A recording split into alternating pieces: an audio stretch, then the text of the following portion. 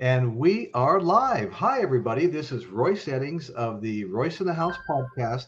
My co-host Dan McNew of the well, Dan, just list all the different shows that you have. What do you mean? You Well, have just the Facts Man, yeah. and then you have some other stuff that you're doing as well. Well, it's all for that channel. Oh, it's all okay. So Yeah, Dan, just the Facts Man, yeah. fantastic show. Dan covers everything from solar eclipses to meeting Elvis in Hawaii when he was 17 years old, to the space shuttle explosion, the most popular video ever shown on TV on the news. Dan filmed that. He's got amazing stuff on his channel, wide variety of stuff. But in particular, the things that we've been having the most fun with, live interviews with so many musicians Dan knows personally. And we have some coming up, and he has some personally coming up on Just the Facts Man. So you want to keep track of Just the Facts Man. Get on over there and subscribe to that channel so you can hit the notification bell so you don't miss this amazing stuff that's coming up. So anyway, so I want to thank everybody that showed up tonight. Once again, Royce Eddings, the Royce in the House YouTube channel. And this is our live podcast. We do a live podcast every Sunday night at 6:30 p.m. And everybody is welcome. We don't care if you're a subscriber, not a subscriber. Please come and join us. I mean, we do appreciate when people subscribe. It doesn't cost you anything. We don't make anything for you doing it, but it helps the show to grow. Because what happens is if the YouTube algorithm, the powers that be, see that you're getting subscribers, they go, hey, people like this guy's show, and you start getting recommended more to some of the other shows, to people that are searching for content. Is what I meant to say. So, anyway, if you don't mind subscribing, but go to Royce in the House and just check it out. Hit playlists, and you get a whole list of my playlists. 212 videos available at all times. We've got the live podcast. We've got tours of famous places, which is really a lot of fun touring. Why we love the Central Coast, and we got construction how-tos and some real estate stuff on there as well. But this is the flagship. This is the live podcast that we love the most. So please join us. You're all welcome. And tonight we're going to have a fun show. First thing I'm going to do, I have to put a link up for Jeff Davidson. Jeff actually inspired me to do this show by posting something on Facebook about tonight's topic.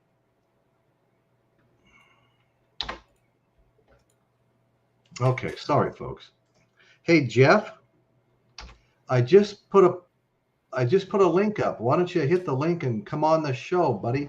Okay, so anyway, let me say hi real quick. We've got Jeff Davidson, Caitlin Stoddard, Chris Elliott. Hey, Chris, how you doing, buddy? Todd Pattison, my nephew, my musician nephew.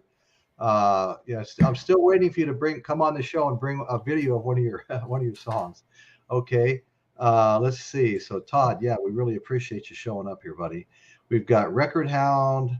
Okay, so the show is off and running. So what we're going to do tonight, what artist knew back in 1973 that 50 years later, some of the albums they were making were timeless classics, just iconic albums. And we're going to start going through some of those albums, talking a little bit about them. We're going to go through the first 20, and then we've got another list. We'll just see how the time goes, okay? So, so there's a big list of albums celebrating their golden anniversary, 50 years, 1973. That's going to happen this year. And incidentally, what's funny is Betty and I were married in 1973, and this is our golden anniversary in 2023. 50 years of marriage. So anyway, let's get right into it. The first band I'm going to bring up, and I love this band, and it's Elton John, Goodbye Yellow Brick Road. And I think most people consider that particular album, 18-track album, probably to be the best of Elton John's career. I mean, you've got, the amazing Candle in the Wind, Benny and the Jets, Saturday Nights All Night for Fighting. I mean, it's just like every song on Goodbye Yellow Brick Road just is like a home run, out of the park home run. It's just a fantastic album. There's another Elton John album listed here too, made the same year. I saw Elton John twice in concert. The first time was 1971, Las Vegas Convention Center. I was 18 years old. What a fun time that was. Elton John came out, got on that piano, wearing gigantic sunglasses. You know, they're like this big, literally. And then I do one song and put those down and pick up another pair in a different color, gigantic sunglasses, and playing all these fantastic songs. I was an Elton John fan, you know, back late 60s, early 70s. Great, great artist. And so anyway, hopefully Jeff Davidson will join us. We've got a link up for you to join us. He said he was making spaghetti. Oh, making spaghetti. Oh, that's great. That's great. Well, if you get through with it and we're still here, jump on, buddy. But watch as much as you can. Yeah, my wife made Italian food tonight. Just the most amazing pasta with this shaved Parmesan on it, and then she made some eggplant with the pasta sauce on it, and then the garlic bread was just so yummy and buttery. I couldn't even believe it. Okay, so that was my first album I wanted to bring up was Elton John's Candle in the Wind. Okay, so let me quit making excuses.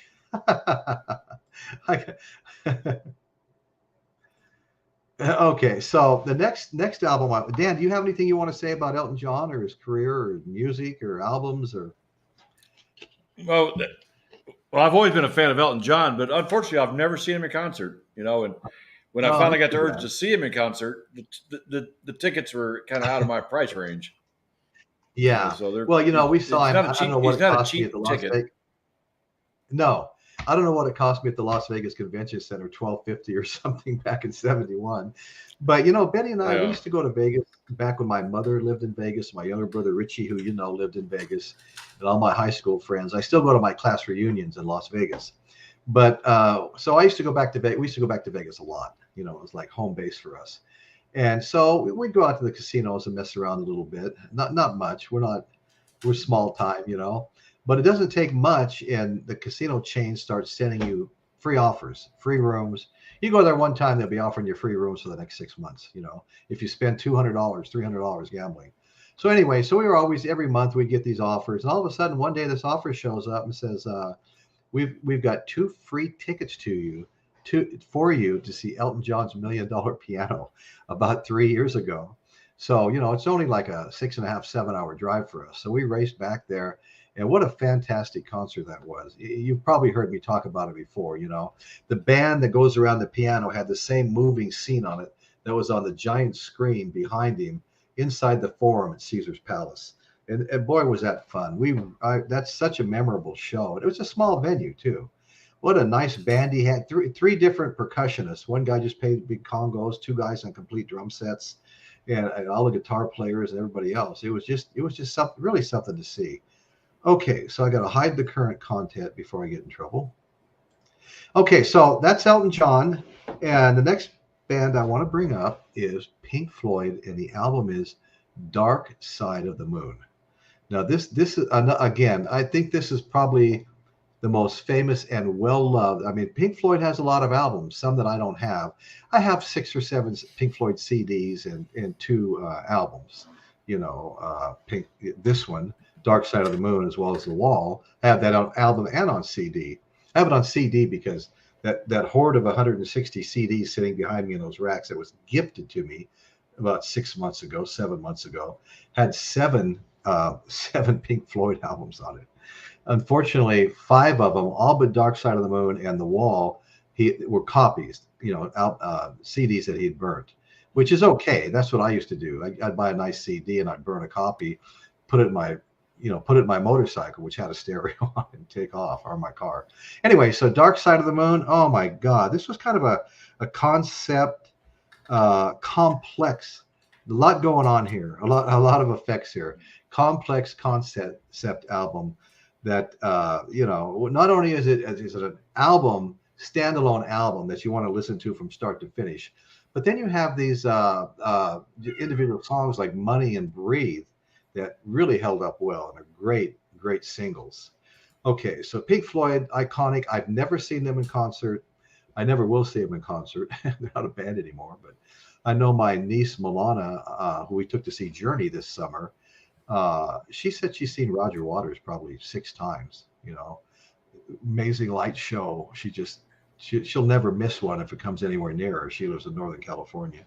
Okay, so Pink Floyd, amazing band. Dan, did you ever see Pink Floyd or? Yeah, I saw Pink Floyd. 1993 or 94, I guess it was. Oh, no kidding. In Texas Stadium, and it's pretty cool. There's one song they have where there's a bed, a big brass bed that they've got on wires that start at the top of the stadium and slid all the way down to the stage. Of course, they had the big pig balloons floating around. Right.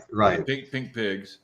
So yeah, it is a pretty good concert. But the bad thing was it was in Texas Stadium, and that place wasn't made for acoustics. Oh, I see. We were sitting on the side in the upper balcony, and all I was hearing was echoes. I couldn't. It was sometimes hard to even tell what song they were playing. So it was a terrible venue.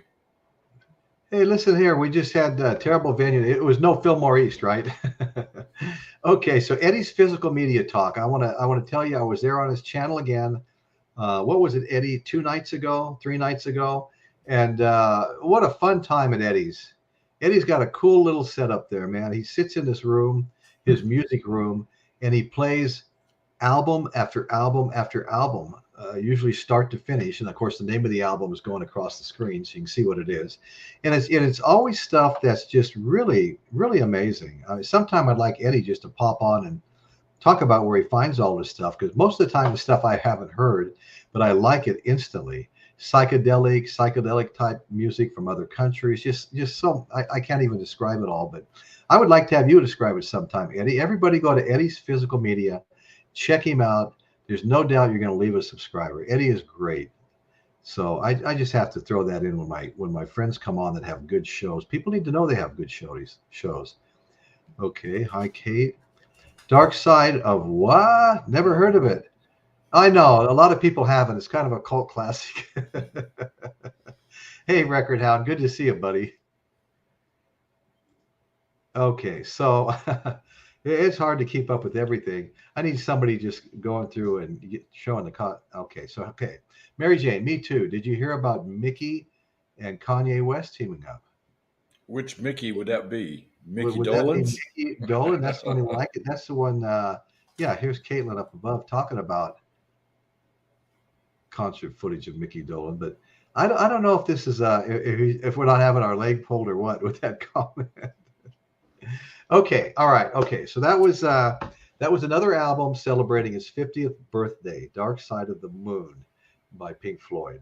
The third one I'm going to bring up is Marvin Gaye's Let's Get It On. And I'll tell you what, it was 1973 again. These are all 1973. That's why they're experiencing a 50-year anniversary. But, I was a huge soul fan, probably late 67, all of 68, maybe the early into 69. And then I heard Creedence Clearwater's Bayou Country album, and I heard the Cream's Disraeli Gears, and I completely lost my mind, and I went running in a completely new direction again. Those two albums for me, I ran out and bought the 8 tracks. I just put a stereo in my first car, a little 55 Chevy. And I kind of never looked back, although I never stopped listening to soul. By 1973, when this came out, man, my musical taste had just gone, through the stratosphere with hard rock and just great rock and roll, I should say. Not so hard, just great rock and roll. All the great bands, late 60s, early 70s, they kind of took over my listening. And so anyway, so Marvin Gaye, I loved Marvin Gaye. Sadly, he was murdered by his mentally ill father. Right before the show tonight, about an hour before the show, I was scrolling through some YouTube stuff, and a story popped up, the story behind Marvin Gaye. And I had no time at all to read it, so I didn't. But I'd like to go back and find it and read it later. The story about his death, I should say. So, that was a great album. Let's Get It On. You Sure Love to Ball. Good golly, Miss Molly. Anyway, so that was a great album. Irresistible funk, untouchable cool that punctuate the album. So Marvin Gaye, that's one artist I loved in my really heavy soul listening to era, which included the Temptations, Wilson Pickett, Mustang Sally, Otis Redding, Dock of the Bay, all of them, the Isley Brothers, Junior Walker and the All Stars, you name it, every damn one of them. There wasn't a soul artist that I didn't like. Okay, so here's my. Okay, Todd, what are you talking about? Did you know the clicking talk sound on Time was Roger Water simply tapping on his pickup? No, I had no idea. He's just like tapping it on the table or something, or what, or whatever. That's an interesting story. I didn't know that, Todd. Todd, when are you going to come on and forward us a little video that we can show of you doing some of your music, where you're playing, every single instrument? I think you say you do, because everything I've watched, I've loved, and I think everybody here would really, really enjoy seeing it. So anyway, keep me posted, buddy. We want to see it. Oh, David's Vinyl Digs. How you doing, brother? I agree. Eddie does have a cool setup. Yeah, Eddie has a very cool setup. It's fun to go visit Eddie. And I popped in the other day. I didn't have a lot of time. I said, hey, Eddie, I don't have a time, but I had to pop in here and support a brother. So here I am, man. I'm going to watch as long as I can. And he was really appreciative of that. And I'm appreciative of the music he plays.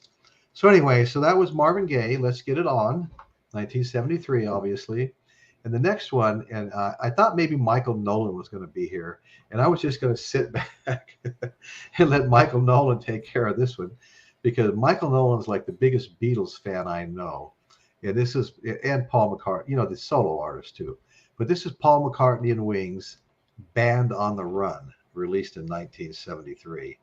And I know that, Michael's got every song memorized, word for word. And to be honest with you, as much as I like Paul McCartney, I think I have one album of his, and I'm pretty sure it's not Band on the Run. I'm not even sure. Oh. Good. And how about you, Dan? Well, one of the things that made that album really famous was Live and Let Die. It was on the James Bond movie. Yeah, Live and Let Die. So yeah. it got a lot of airplay because of that song. But that's a good album, definitely a good album. Yeah, Jet, Band on the Run. I know. I remember all those songs, and they're all great songs. If I come across that, I'm going to buy it. Let Me Roll It.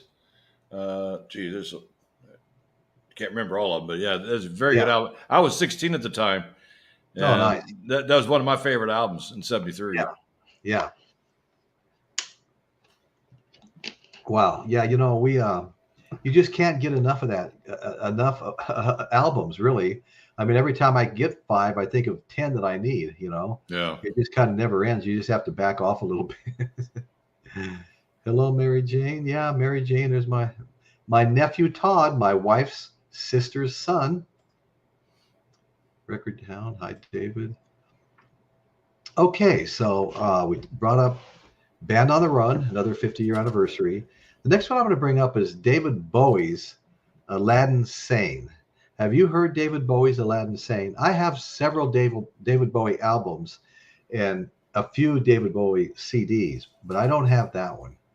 But what they're saying about it, tough, raunchy glam rock sound, introduced the world to another David Bowie persona. He was that guy. Betty and I just watched a special on him. I think it was last night on TV. And you talk about someone that changed their persona and their look just continuously. I mean, I've never seen anything like that. Well, is that when he started the Ziggy Stardust thing? Well, yeah, that was one of his personas. I guess this was another one during this album. But he doesn't mention Ziggy Stardust. He just talks about the plethora of off-the-wall hits, including Genie, and I'm very familiar with that song. Okay, yeah. Panic in Detroit, and a cool Rolling Stones cover, Let's Spend the Night Together. Him and Mick may have spent the night together. Wow. rumor has it, Okay, anyway, enough of that. We don't care. Whatever. Let's see. I've got. Okay, I gotta hide the current.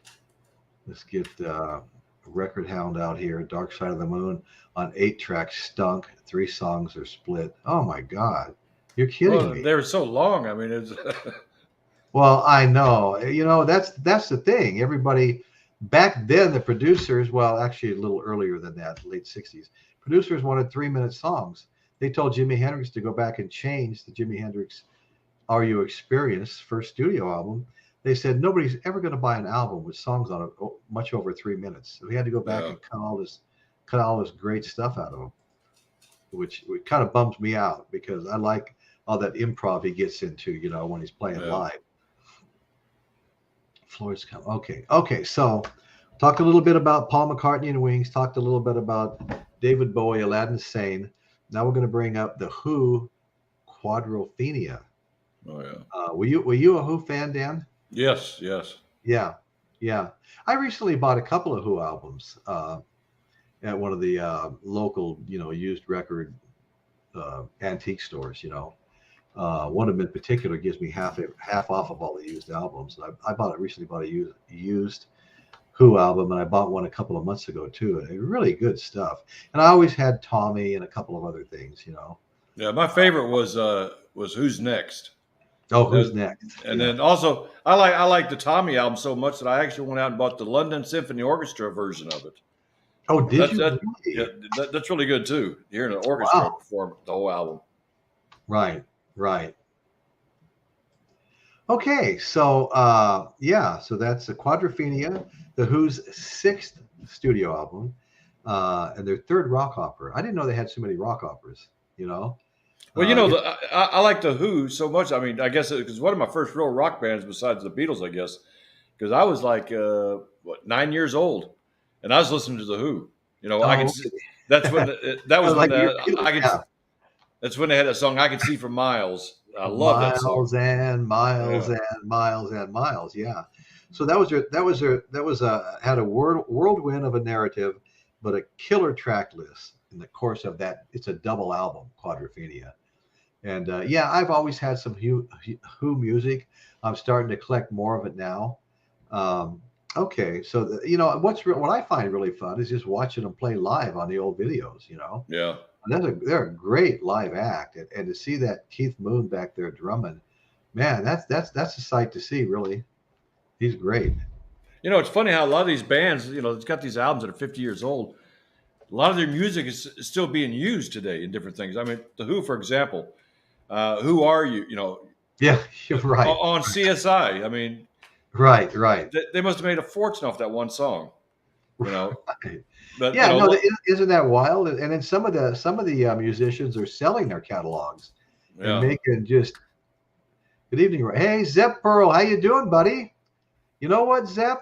I'm going to throw a link up. You haven't been on the show in a long time, so if you're feeling like hopping on the show, we'd love to have you because I know it's been a long time since you've hopped on, Zepp. So. Right now, here we go. I have a link up and love you to join us. We're talking about albums that are celebrating their 50-year anniversary. They're made in 1973. In 2023, they're going to turn 50 years old and their golden anniversary. So we're just kind of going through a list.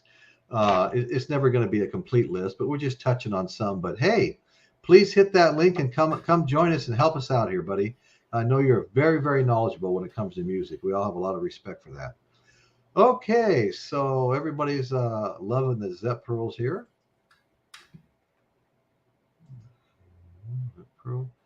Okay, Mary Jane said, "Hi, Vance." Am I missing somebody up above? I don't know. Zepp Pearl's been on for a while.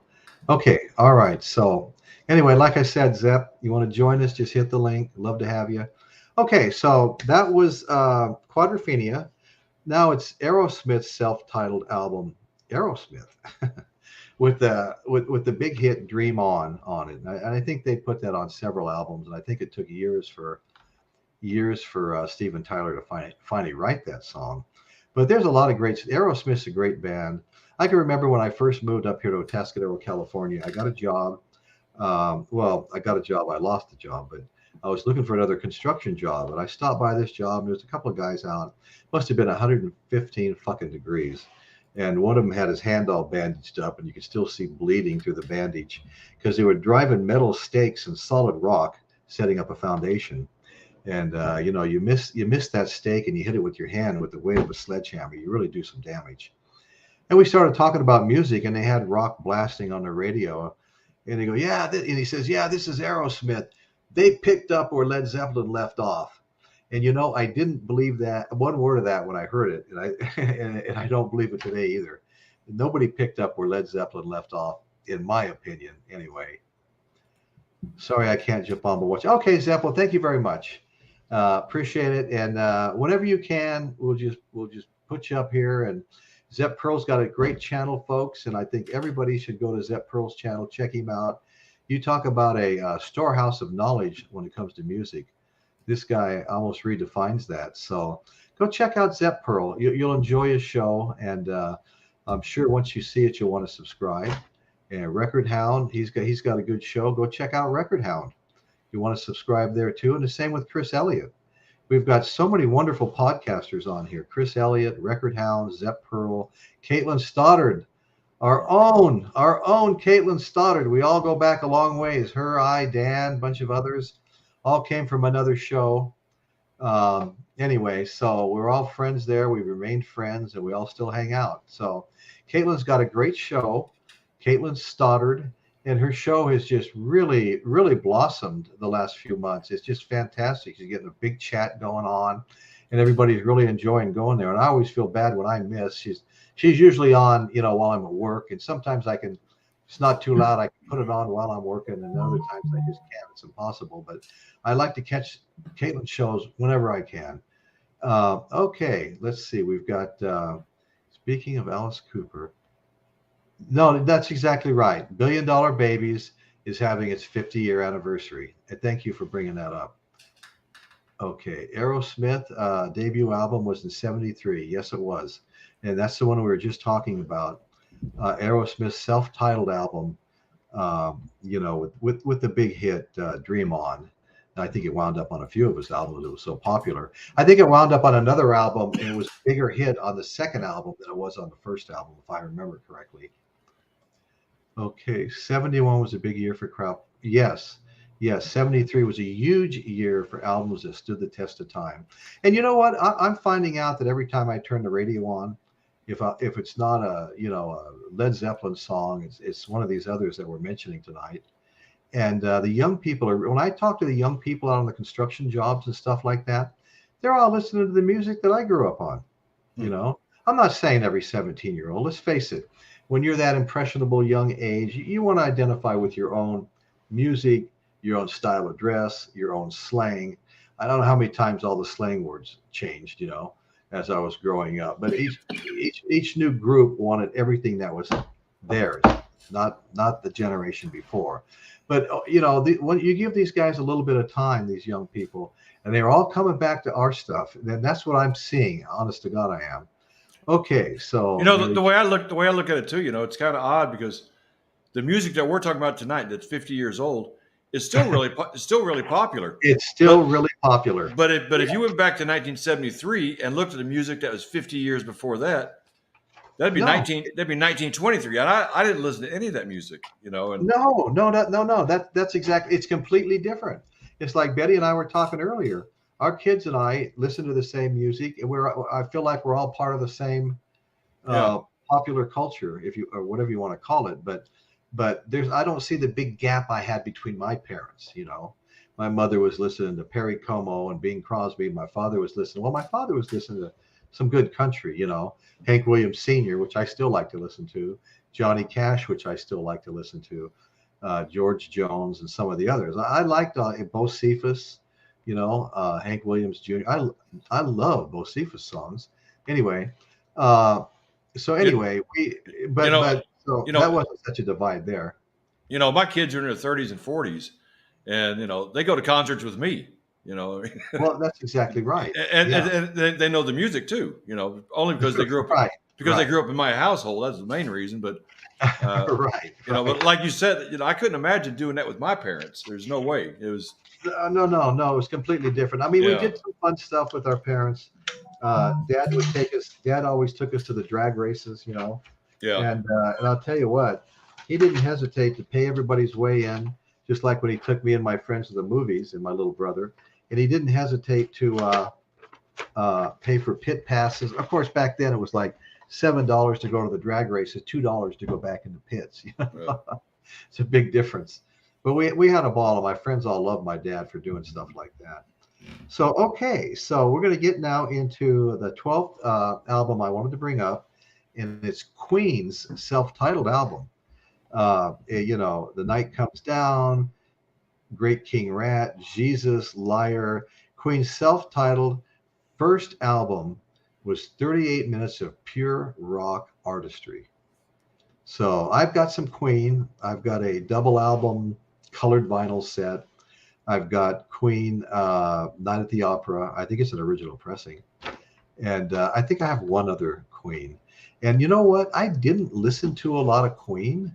I mean, I was very well aware of them and Bohemian Rhapsody and some of their biggest hits. I liked them. And I did have a CD back in the late 90s. But then I kind of got away from them and didn't replace the CD that was missing and things like that. And then all of a sudden I saw that movie, and I brought this up one time, and everybody laughed. Well, I didn't learn about Queen or Freddie Mercury because of the movie. What I got reminded of is all the original songs they were playing from Queen, and reminded how much I liked them all, and I started buying the albums again. So the movie inspired me to start buying Queen music again.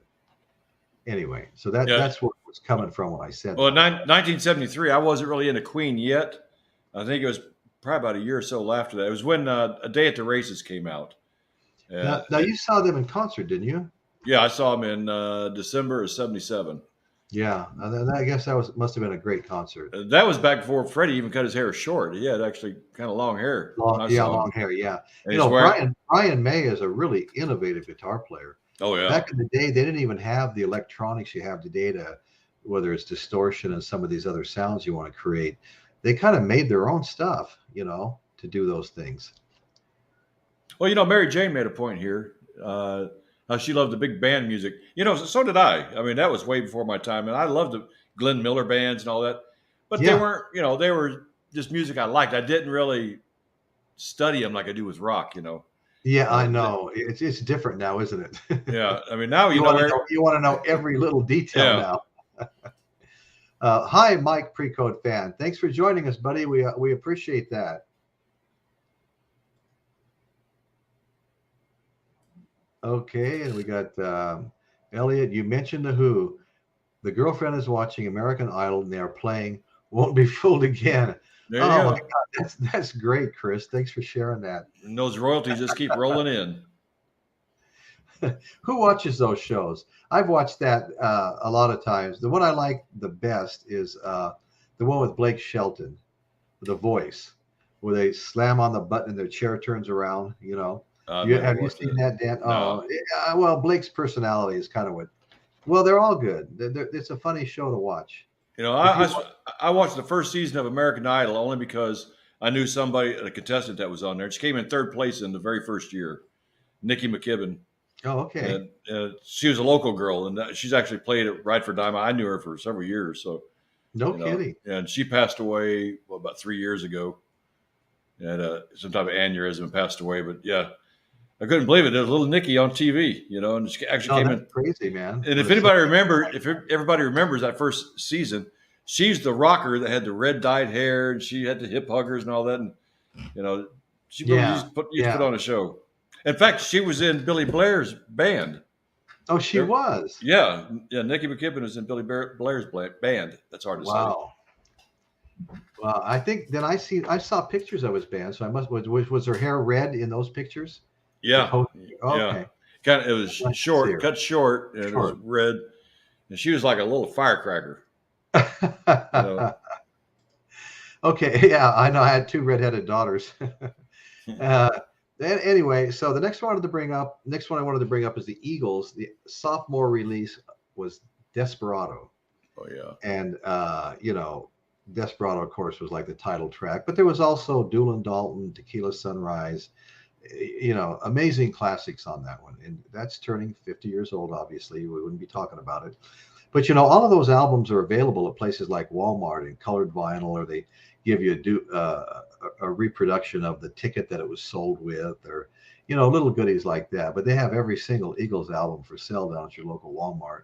Same with every Eddie Van Halen album and some of the others.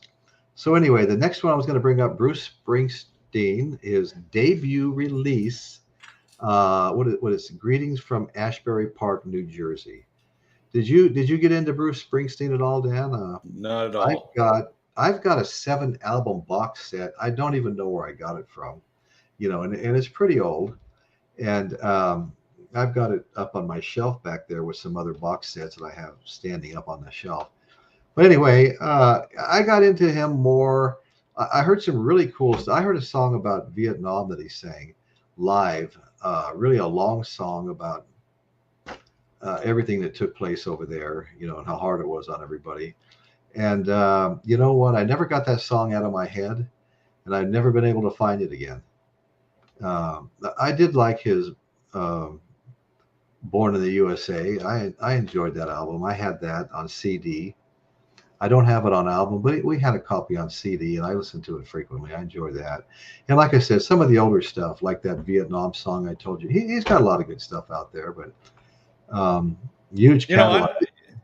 I never was a bit. I mean, there was some of his stuff that I did like, Yeah, but I never was a fan, and I never liked the fact that they called him the boss. the boss. Yeah, I just Yeah, I mean, what was that all really, about? and I just didn't. I don't know. I didn't care for it. Right, right. So anyway, so Bruce has got his debut album turning 50 years old, golden anniversary. Then the next one I was going to bring up the New York Dolls, and that's self-titled now self-titled album, the New York Dolls, and that was a pretty glam rockers is what they were, but hard glam rockers. They inspired many youths with their what they're calling a nitty gritty, hard driving brand of rock. Anybody like the New York Dolls? I'm not. I'm definitely always been aware of them, but I'm not overly familiar. Yeah, same So here. not overly familiar with their music, although I hear a lot about them, and I really need to get some of their music. Extra 70 Sabbath, Bloody Sabbath. That is absolutely right, Chris. Sabbath, Bloody Sabbath. Uh, One of my favorite Black Sabbath albums. I know it way up there with mine too, and I feel fortunate. I got to see Black Sabbath twice in concert, like '71 Las Vegas Convention Center when all those great bands were coming to my hometown there, and then '75 at the California Jam, which was held at the Ontario Speedway, and you had the Eagles and Black Oak, Arkansas. I mean, the lineup was like insane, and Black Sabbath, and yeah, it was a great show, and but again, it was like you were sitting there in the blistering heat with no cover, and I didn't go to California Jam. I intentionally to California Jam 2, intentionally. The heat at one was a little brutal, and we were packed in like sardines, and it was hotter than hell. Finally, a helicopter came over and dropped these little paper visors you could attach behind your head. I went, oh my God, finally some relief. And I reached up and some gal jumped 3 feet in the air. And right before my hand grabbed it, she snagged it away from me. What was I going to do? What the fuck are you doing? That's mine. So I shut it up. Anyway, so yeah, so that was kind of a bummer. But anyway, but it was a great show. They helicoptered in Linda Lovelace, and she got up on stage and telling us all how she'd like to get to know us better and blah blah blah. I bet. Yeah. Okay, so that was New York Dolls. Okay, Steve Miller Band, The Joker. Not his most popular album.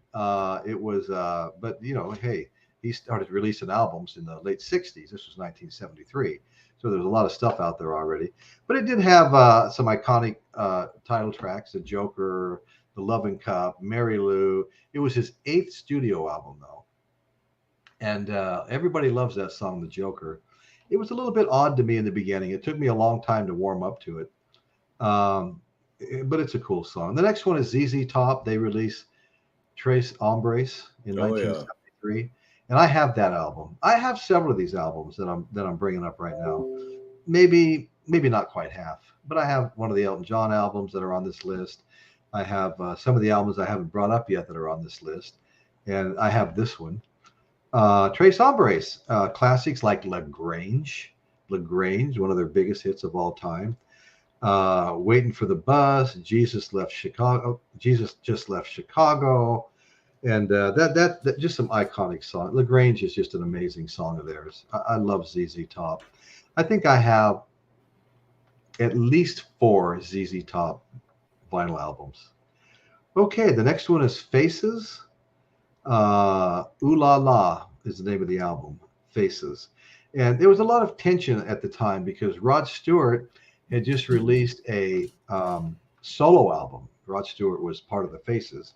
He had just released a solo album, and they were all having to deal with Rod Stewart's success as a solo artist when they made this album. So that there was a lot of tension there, but the album still came off great. It was the 4th studio album of the Faces, known by its title track. It also contains some deep cuts on the B side too, some great songs. And the Faces were really good. I remember the Faces. I mean, they were like around in the late '60s, and there was the Small Faces, I think, too, with many of those same band members. And then we have Lou Reed, and the album is called Berlin. And I guess that's a pretty iconic Lou Reed album. And I've been wanting some Lou Reed music. It's his 3rd studio album, originally declared a critical disaster. But look at it now, a concept album drenched in hard truths and bleak realism. Berlin is quintessential Lou Reed. You know, going back to Faces. Now, Yeah. the album you're talking about that Rod Stewart was doing a solo. What was that? Sing It Again, Rod? You know what? I didn't find the name of what that one was. I'm just not sure. That was about the same time frame. And I don't think Faces is on that Sing It Again, Rod album. Oh, you don't? No, so Okay. that may have been his solo album That may have been his solo. If it's around the same time, I'll bet it is his solo album. Yeah. And the album looked like a big shot glass that opened up. No kidding. I never saw that. Looked like a shot glass with whiskey in it. Wow. Okay. Well, the next one I'm going to bring up is near and dear to my heart. I was just looking at my album, and I'm gonna put this up real quick. Let me.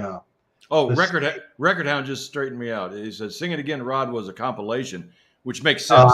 The name, okay. Sing It Again. Okay. Sing it again. Right. Play it again, Sam. Yeah. Sabbath with rival sons on Tony Iommi's birthday, Ozzy, Tony's wife. Look at that, singing happy birthday when he saw Sabbath with rival sons. It was on Tony Iommi's birthday. Well, that's really cool, Chris. Where did you see him at? A cake on stage, and he cried like a baby. Ozzy cried, or Tommy cried like a baby.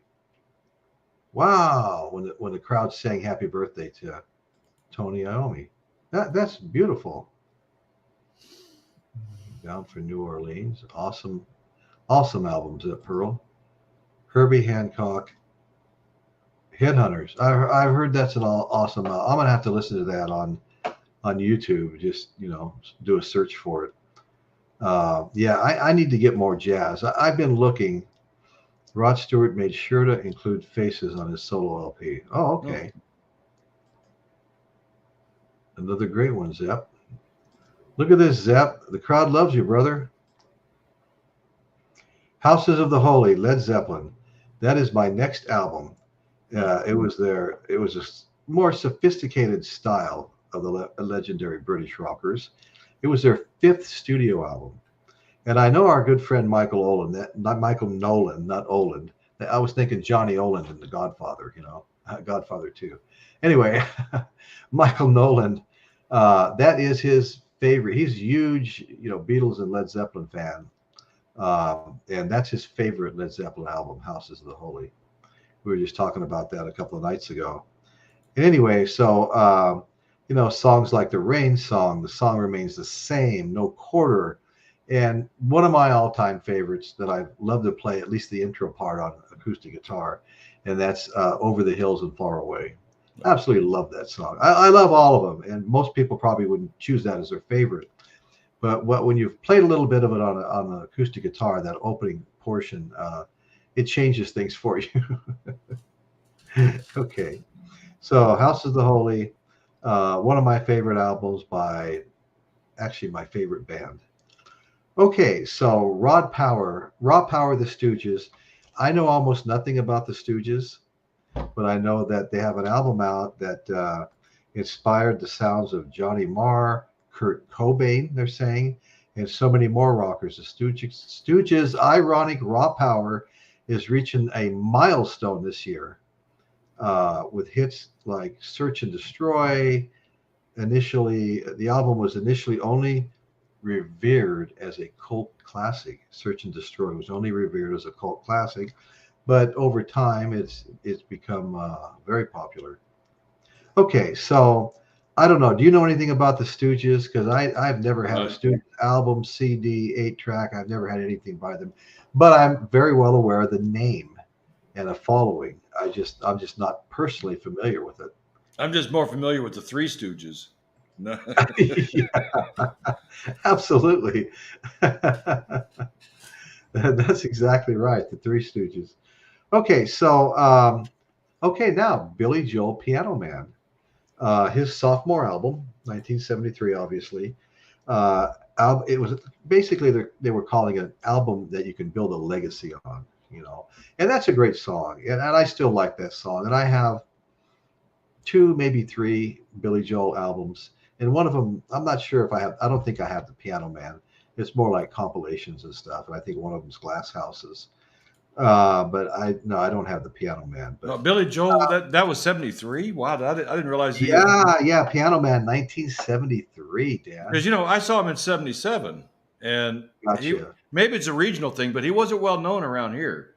Okay, he was kind of still up and coming around this area, and when I actually saw him for free. Didn't have to pay anything to see it. And next thing I knew, he made it real big after that, at least in this area. Right. Because he's up from the New England area, New York, and all that, and it just didn't hit down here in Dallas, I guess, until 77. Right. Well, I love that album cover, Led Zeppelin, Houses of the Holy. I took a picture. I've got a picture here of the front and the back of it. Let's see. Maybe I'll just for fun pop them up. And this first picture is the front cover, and sometimes they put a stripe across her butt here. Yeah. Just like we're so prudish in America. You know what I mean? Better not show a butt. Well, here's a bunch of them. But anyway, that's the back cover. Back cover, front cover. I have that album, 180 gram vinyl. I just need to. I took it out of the shrink wrap tonight. That seems to happen to me a lot. With the great ones. Okay. All right. So let's move on. Let me get back. Let me get this darn thing out of here. Sorry, folks. Okay, here we go. Sorry, everybody. I'm not trying to rain on anybody's parade here. And look at this, Montrose. Yeah, that's a good one there. Yeah, that's what I'm talking about. Sammy Hagar. Yeah, love Sammy Hagar. Before and after Van Hagar, they were often referred to, especially by the people that couldn't get over David Lee Roth being gone. Okay, so now I don't really have any of this guy's music, but he's listed. It's his 50th anniversary, and that's Tom Waits. Closing Time is the name of the album. Do you have any Tom Waits or albums, CDs, or? No, but I do know who he is. Yeah, and I do know who he is too. And Closing Time. This album here was his debut. All other albums should envy, they're saying. The entire album was made up of hit after hit. Old SS, I Hope They Don't Fall in Love with You, Old Shoes, Pictures and Postcards, Martha. So they just says I need to listen to this tomorrow. Tom Waits.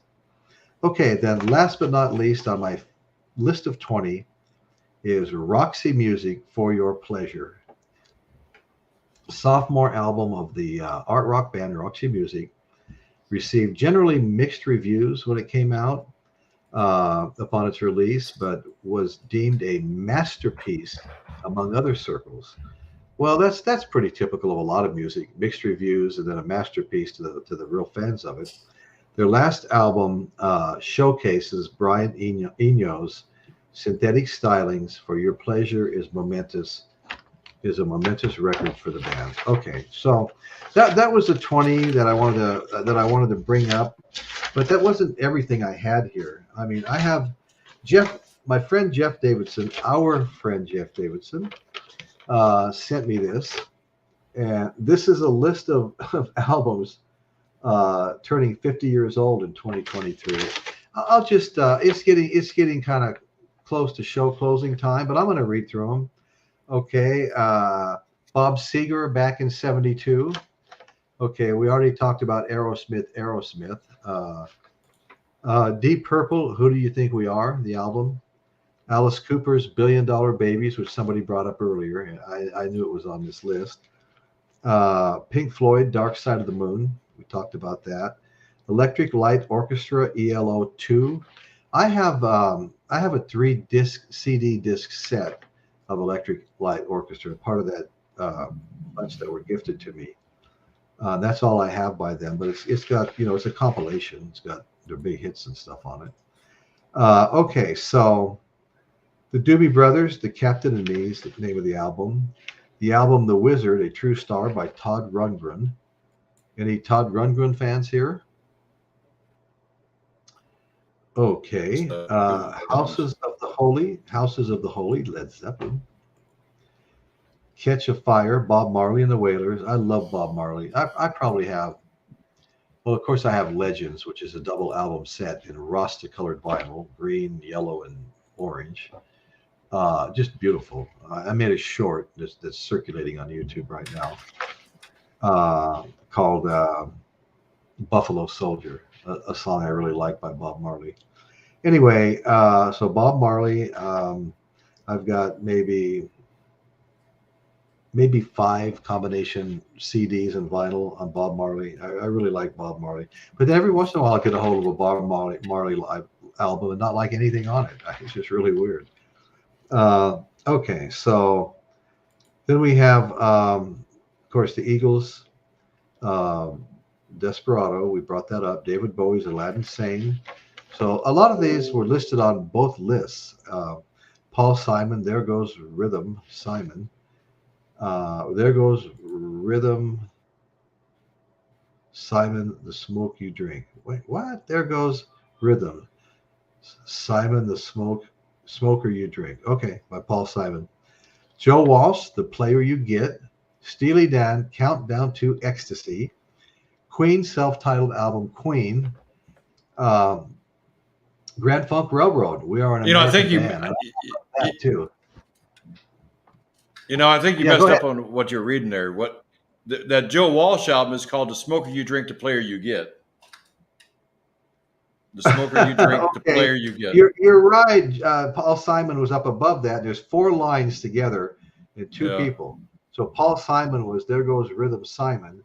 And then Joe Walsh was The Smoker You Drink, The Player You Get. Thank you. Yeah. Have you got that album? Yes, I do. I bought it when it came out.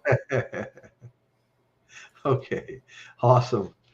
Yeah, I recently bought a Joe Walsh album. There's like a biplane on the front cover. Yeah, that's it. Okay, so I have this album. Yeah, you have that one. That's it. I haven't even had a chance to listen to it yet. It's got Rocky Mountain Way on it. Okay. All right. Yeah, I bought that at a used store. I got to get that out. Okay, then we have Grand Funk Railroad. We're an American band. I really like Grand Funk Railroad, late 60s, early 70s. I haven't had any of their music in some time. Jethro Tull, A Passion Play. ZZ Top, once again. Tres Hombres. The Allman Brothers Band, Brothers and Sisters, pronounced. No, Brothers and Sisters. Leonard Skinner, pronounced. Leonard Skinner. Okay, with the hyphens in between. Okay, the Rolling Stones, Goat's Head Soup. I have that album. And it's a good album, too. Okay. Frank Zappa and the Mothers of Invention, Overnight Sensation. Did you get into Frank Zappa at all? Oh, yeah. In fact, I heard a bunch of his stuff lately, and I really kicked myself because it was about a year ago. I walked into this antique store in Cayucas, and I found a section with a ton of albums in it, and there must have been like 20 Frank Zappa albums, 10, $12, and I didn't buy them, and now, of course, now they're all gone, and I really kicked myself because I've been listening to some Frank Zappa lately, just stuff on YouTube and that, and everything. I haven't heard anything I don't like. I've liked everything I've listened to. He did a show here in Dallas in 1977, and I guess it was the night before the show. He stopped at a club, and I happened to be at the club, and I got to meet Frank Zappa for about 5 minutes.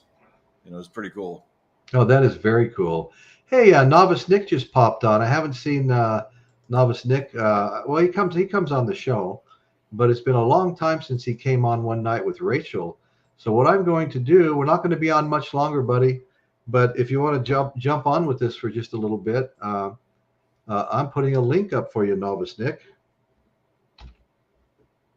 Here you go. You're free to jump on. Record Hound, Novice Nick, Star Trekker, Todd Pattison, Jeff, Mary Jane. Anybody want to hit that link and jump on for the last 20 minutes or so? Because we try to sign off after an hour, which is 7:30. We're going to go over that maybe a few minutes. Anyway, Record Hound mentioned something about quadraphonic. Yeah. I actually had a quadraphonic system once. The Pioneer QX949A with a quadraphonic turntable. Okay. And I think I remember you saying that. Yeah. Yeah, and you got to have 4 speakers, placed just right in the room, and you got to sit in a certain spot in that room. Yeah. Oh, plus you have to have a quadraphonic album. Right. And after that, all the entire set, I only had one quadraphonic album. That was Aerosmith. Which Aerosmith? Get Your Wings. Okay. Aerosmith, Get Your Wings, quadraphonic. But it's such a hassle. And that's why it didn't last very long. Right. Well, look at this Record Hound. After my little faux pas with Joe Wall, Paul Simon, it's like the smoker Royce drinks, the player he gets. Well, you got the player part right. Okay. All right. So let's continue down this last little list I have here. Queen, Steely Down, Countdown to Ecstasy. Grand Funk. Okay, we're past it. Jethro Tull, Passion Play. Allman Brothers, Leonard Skinner. Okay, Rolling Stones, Goat's Head Soup. That's where we left off. No. Frank Zappa, Overnight Sensation. Okay. Greg Allman, Laid Back is the name of the album. Jackson Browne, For Every Man is the name of the album. Genesis, Selling England by the Pound. Novice Nick, my brother. Hey, how we doing? Good. I'm just reading through the final list here of albums that are turning 50 and having their golden anniversary in 2023. I know. I've been listening. I've been doing a bunch of stuff. I've been listening. It's been a great stream this evening. Well, I didn't realize. Didn't realize so many albums were oh my God, 50 years old. Thank you. We're going to probably be saying that every single year now. Yeah, thank you for that age check, right? Yeah. Right. 1973 was a good year. It really was. Yes, it was a good indeed. year for music. Yeah. Yeah. Those were some good years. The 70s, well, shoot, 50s, 60s, 70s, 80s, and then for me, it kind of dove off. Other priorities. Novice Nick, how often do you post something on your YouTube channel? Well, life's been really nuts, so I haven't had time to dedicate much of anything. Unfortunately, it's hard. Friday night, I was trying to get a job done so I could get paid, and I'm working full time on another job, so I kept putting this guy off. Well, Saturday the guy's moving into this place, right? So I'd only spent a couple of late afternoons there after working on my other job. So we showed up Friday and took that off from the other job using the excuse that everything's too wet to paint, which it was. It wasn't an excuse. It was reality. So anyway, I got to that job. My daughter and I, Nicole, got to that job at about 8:30 in the morning. We left at 9 o'clock at night. Sounds like a normal day for me. Yeah, and when I looked in the mirror, the bathroom mirror, my face was white. Yeah. I mean, that ceiling, high ceiling, had a huge crack in it, and I couldn't get my drywallers out there to do it. And they wanted a lot of money, so here I am. I taped that stain myself. I sprayed the texture myself, and I, sanding between coats, of course. Yeah, dripping paint on myself, painting. My face, I mean, I look kind of like a reverse raccoon, Yeah. You open your eyes and there's color. My ears were full of powder from sanding the drywall powder, and oh my God, I mean, I earned my money. I mean, it was very decent payday for the amount of hours in it, but it was brutal, let me tell you. Yeah, I was in construction in another lifetime. I did something like that too. I was a painter about 45 years ago, and in these brand new homes, you'd have to put this fire retardant on the interior of the wall before they put the sheetrock up, just on the neighboring. It's just one wall on it when it meets up against another house. It's a fire thing. Oh yeah, that's a firewall. Yeah. Yeah. So put a firewall. Wait, that's not a firewall. You put cinder block poured. Well, that was our code on the northeast. It's different everywhere. Yeah, you're supposed to put that fire retardant up before they put the sheetrock up. Well, there's one house they missed. They didn't get the fire retardant on it, so they sent me up in the attic to get that wall. So I'm in an enclosed space spraying that white fire retardant. Oh no! God. Literally, I was covered in it, and I was at the time I was dating my wife, and I drove home. My hair was long too. You could literally bend my hair. Yeah. And 45 years ago, you said that's back before they had, the masks and rebreathers and all. You just went up there and did the job. That's right. Yeah. My lungs probably look like that too, Yeah, but unfortunately, and our ears too took a beating.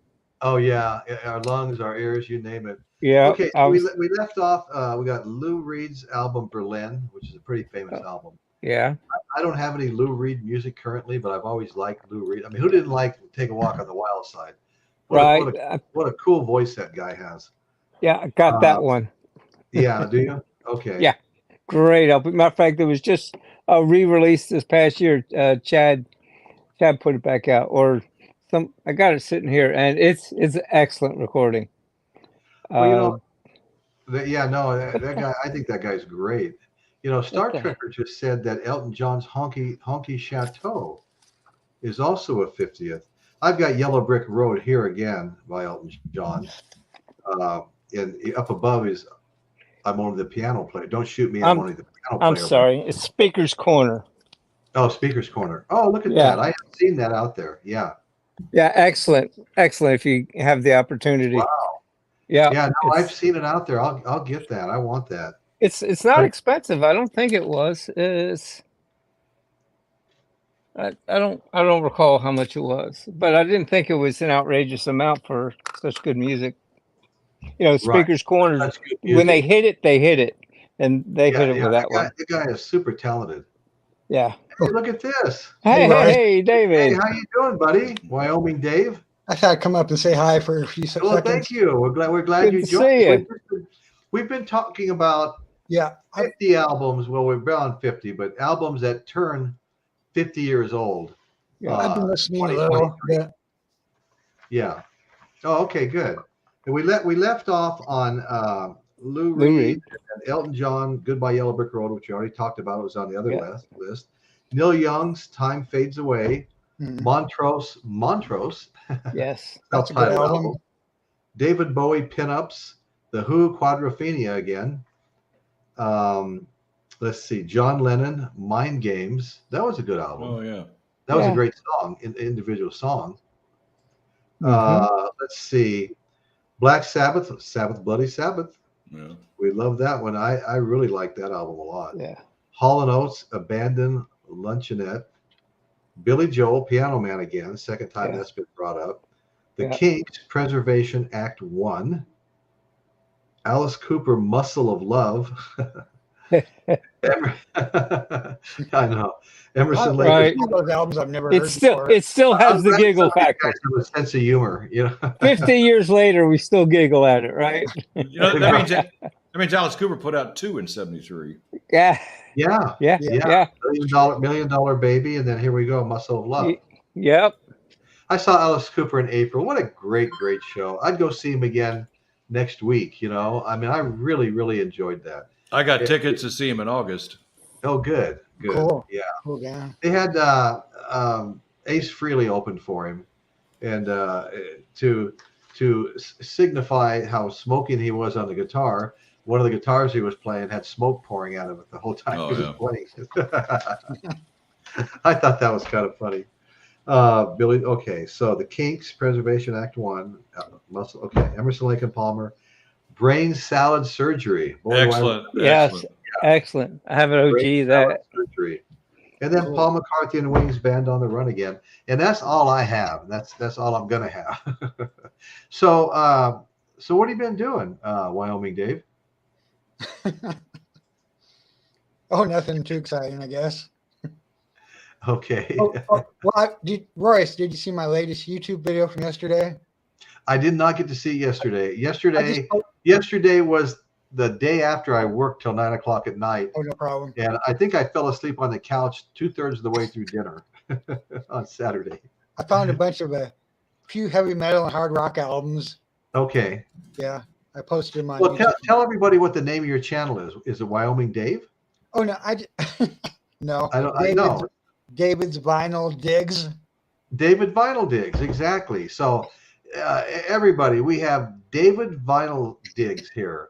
And I've been to his channel, and you entered my recent contest. I'm holding a contest right now, trying to build my channel. The winner of the contest gets $40 gift card. I actually read the entire list of everybody that entered the contest today, including your name.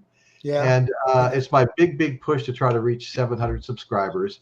Earlier tonight, I was at 660, which is about 57 more than I had then. 2.5 weeks ago, 3 weeks ago. So, but I get some every month anyway. So I can't say that I've gained 55 subscribers. I probably gained 30 above and beyond what's normal. In part due to the contest and my friends that promote me. Michael Nolan's I didn't realize this until I went on his channel today under the About stuff. And he's got a playlist of my videos on his channel. Cool. And I've got a playlist of recaps of my shows, all of which he makes. He come on the show, and he's used to his pre-recordeds. He comes on our live podcast, and he has a great time, and we have a great time with him. So knowledgeable, and he winds up making a recording of it that he plays, and I wound up loading a copy and pushing it out there too. Michael Nolan's show has gotten over 26,000 subscribers, mostly within the past year. When I first noticed him, he was around 400 or 500. Now he's 26,000. I have never seen anything like that. Yeah, he's putting out quality product. I don't mean to interrupt, but no, it's okay. I don't know how you don't have more subs, because you put out a quality product, informative, entertaining, fun. It'll grow. Just have faith. I promise you. Well, thank you. Well, and not only that, I have Dan here with me too. And Dan's got a bunch of great stuff coming up. We've got this great Elvis impersonator, Domingo, that's supposed to be the top Elvis impersonator, who's got an amazing career. Didn't he sing opera? I mean, he's got an amazing voice. Wow. He's been doing Elvis longer than Elvis did Elvis. So. And I apologize, Dan. I don't think we've met. I'm Novice Nick. I'm Dan with Just the Facts Man. Just the Facts Man. Yeah. And what are your main interests, if you don't mind me asking? Oh, I've got a wide variety of interests. Music being the main one. Right. But I rarely have shows, but I do shows every now and then. Okay. I've got one coming up next Saturday. There's a band out of Turkey that I helped promote back in 2007, 2008, and they're huge over in Turkey. They're like Metallica in Turkey. Oh, okay, and they're going to be opening up for Pantera in Bucharest, Romania. So that's nice. And, that's pretty cool, because they played at my event twice here in 2007, 2008, and they got their name out there. And these guys are so influenced by Pantera. See, I knew the guys in Pantera, and so after Dimebag was killed, I started an event called Ride for Dime. We had concert, motorcycle ride, and they wanted to perform, and they came all the way from Turkey. Awesome. And it really helped them out quite a bit. So I'm going to be interviewing them, find out what their reaction is to being picked to open up for Pantera. Their idols. Yeah, that is just amazing. That should be great. Dan was really close friends with Dimebag Darrell Pantera, Vinny Paul's brother, the drummer, and very, very close. And anyway, he's got a lot of he's got a lot of information on those guys, and we've shared video clips of him here. And like he said, he organized that Ride for Dime motorcycle ride, and it grew into this massive, several state event, Dan? Well, we were in 12 different cities. 12 different cities. As well as London. We were in London too, so we were kind of international. God, that's so amazing. Oh, sorry. Well, Dan's got a lot of friends in the music industry. Well, the way I knew the guys from Pantera was, they're local guys. They're from Dallas Fort Worth, and of course, I managed a band here, and the band I managed was Dimebag Darrell's favorite local band. So he was always showing up at the gigs all the time. There you go. And he'd get on stage and perform with them, and so that went off and on for like 20 years. Oh, Jeff just saw Journey. I saw Journey, Jeff, in June at the Paso Robles Fairgrounds. Really enjoyed it. Filmed a few small clippets of it. Nothing like the Alice Cooper show. I filmed Alice Cooper start to finish and put it on Facebook. Wow. like an hour and a half of filming. I don't know how my arms did it. I guess I was just enjoying it so much. I think nothing too, about that Elvis impersonator that's going to come on. It's kind of ironic. All these years later, the thing that even got me into this business to work with bands and all that was Elvis Presley, because I met Elvis Presley in 1973, as a matter of fact. 73, cool. 50 years ago. I like Elvis. And that was the day after his 38th birthday, so it was like January 9th. And nice. I happened to be in Hawaii, and that's when he did the law of Hawaii, and he landed on the beach right where I was at, and I got to meet him. And I remember thinking, how cool is this? I said, I got to get in that business somehow. So I just started from the ground up, as a roadie, then lights and sound and management. Yeah. And right.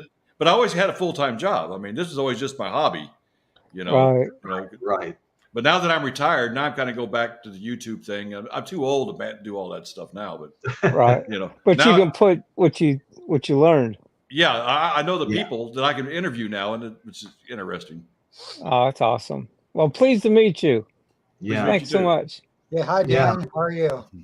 Okay, I just want to thank everybody in the chat for showing up tonight. Really appreciate you guys. Just remind you, I've got 212 videos that are available to be watched at any time. Multiple playlists. This is the live podcast, but we also have tours of famous places. And there's some fun stuff in there. We went up to San Francisco and did Haight-Ashbury. We went up to Carmel and had dinner at Clint Eastwood's Mission Ranch, and that he saved from developers and bought it. And then we went down to the Hog's Breath Inn, which is owned by Clint Eastwood for 27 years. And I had a ball down there. We walked in and I was fooling around, and everybody was kind of getting into it in the bar. And I asked one of the guys, Clint been in lately? One of the bartenders, he goes, yeah, he was in last night. And I go, oh, no shit. Is he a pretty nice guy? And he goes, he's the best guy in the world. In fact, he signed my paycheck last night so I could get my money. That's always the best guy. But anyway, Isn't Clint like 91 now? 91, 92? Yeah, he's 91. Yeah. But I tell you, those videos are fun to watch, And the little tours, they're only like, I don't know, 12 to 18 minutes long or something like that. And we went to Pier 39 in San Francisco. I went out to Parkville, California, the earthquake capital of the entire world, where the ground shakes every freaking day. Really? Made a video standing where the Pacific Plate and the Pacific Plate and the other plate are colliding, and then you get to the other side of the bridge, and it's going right below the bridge and the bridge has got a little hook in it, because it's moving, And we went in there and had a fun time. We went into the Parkville Cafe, and this place is out in the middle of nowhere. It's all cattle ranches and all pretty much cowboy types in there. And the rodeo was playing on the big screen while we were there, Nice. 1,000 branding irons hanging from the ceiling, stuff like that. It was really fun. And we filmed this video there and talked to people about the earthquakes and things like that. So that's one of my channels, tours of famous places. And we have Why We Love the Central Coast. Then being a contractor since 1979, I have a construction how-to channel. And I also have wife and I are real estate, almost too busy to do any real estate. We want to change that soon. Construction is getting hard on the old body. But we want to, I have a real estate playlist too. But this is what I always refer to as the flagship, the live music podcast. Yeah. It takes the most work You've got to study. You've got to find topics. Before you know it, the week's gone. You haven't found a topic yet. But it And appears you're having a blast. no, I am having fun, and you better be having fun. When you're doing this kind of stuff, because if you're not having fun, you're in trouble. If you're going to just stress over everything that is or isn't happening, that kind of stuff. Obviously, I'd like to see the channel growing a little faster. Sure. I just hit like 660 subscribers earlier today. I've got my contest going, as you know. You entered it, and it's my push to 700 subscribers. That is a pretty lofty goal. I mean, the contest doesn't end until May 6th, which is my birthday. So we have time. We have, just under 5 weeks. So if I got a subscriber a day, I'd almost make it. So we'll see what happens. It's really tapered off because it's been on now for 3 weeks. But anyway, whatever. We'll get there. Okay, the tectonic plates.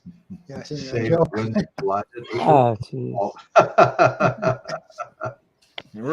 Speaking We've of plates, we definitely got some comedians on this channel. well, kind of like that's You guys are that's all what I was great. thinking.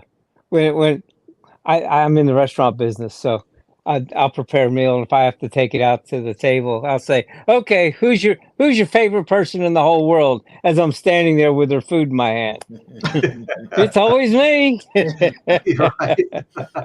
At least for that small fraction of a moment. Right. Then they get their food. If it's not hot enough, they're going to complain. No, that doesn't happen. No, we don't pre-make anything in the restaurant. No.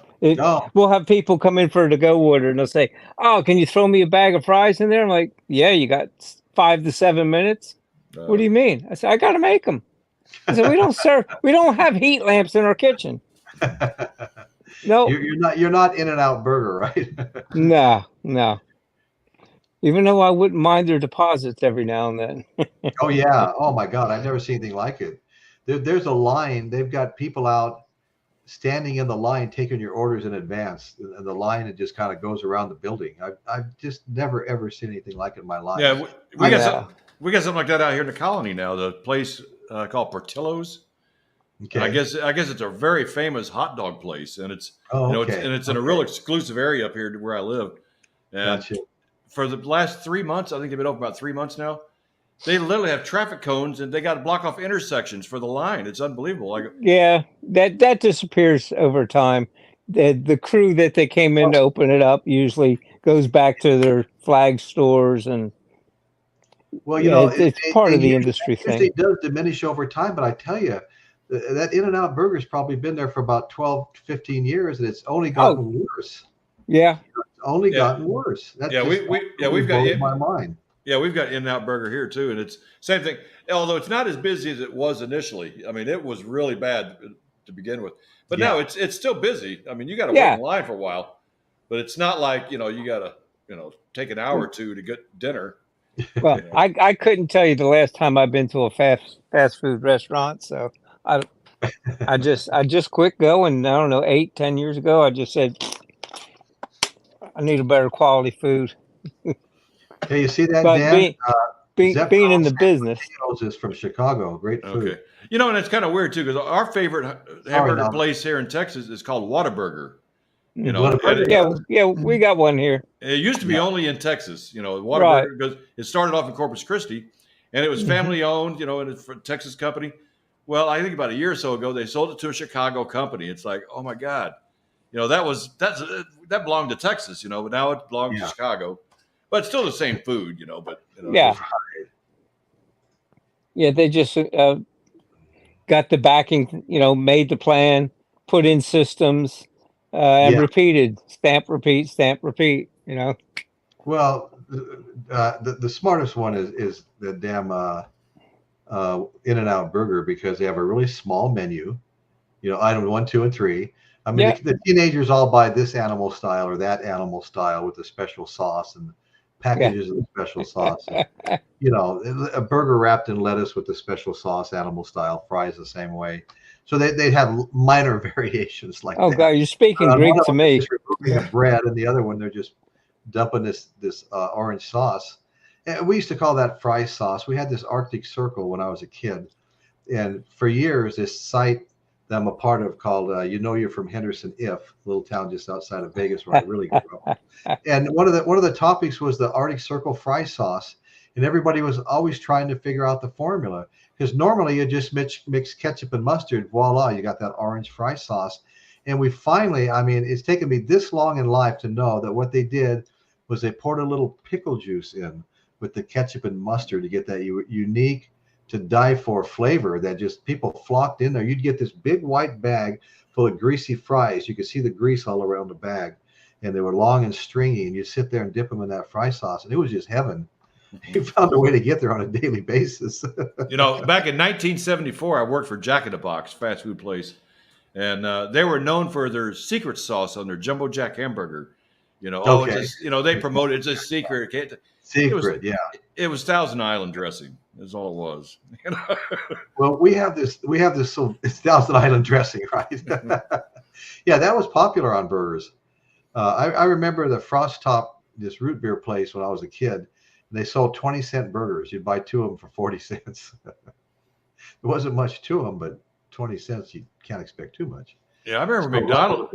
Yeah, I remember when McDonald's burgers were like 15 cents a piece way back in the 60s. Yeah. Way back then. Yeah. Yeah. So anyway, guys, we've gone a little bit over on time, and we've been trying to limit the shows to an hour. And I want to thank everybody. Hey, I want to thank you for joining us. Wyoming Dave, Novice Nick, great. You guys stop in again, please, soon. Dan, my co-host. Dan's just a great host with me here. We have a good time. He's got a lot of good stuff coming up. We've got some musical interviews coming up. George Call, a heavy metal vocalist, has performed in all kinds of bands, toured all over the world more than one time. We interviewed him. Dan, you brought him in, and we interviewed him almost a year ago, I think. Yeah, and he'll be back in 2 weeks. He'll be back in 2 weeks. Yeah, for an interview. So that'll be fun. And then Domingo, that'll be fun. He's back. He's in on the 9th, right? Next Sunday, yeah. Next Sunday. Then after that is George Call. And then when are you doing the band that's going to open for Pantera from?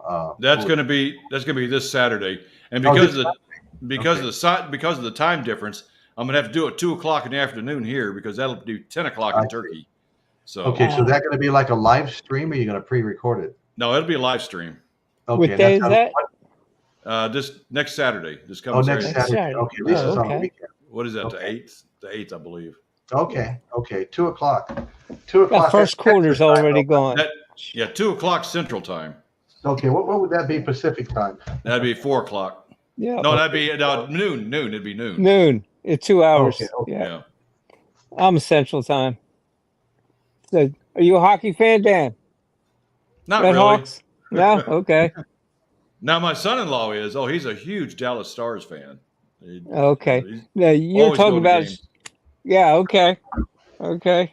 Okay, great. I hope I'm available to see that. I'm really going to try. Okay, so anyway, thank you guys very much. You all come back now. Nice to meet you, Royce.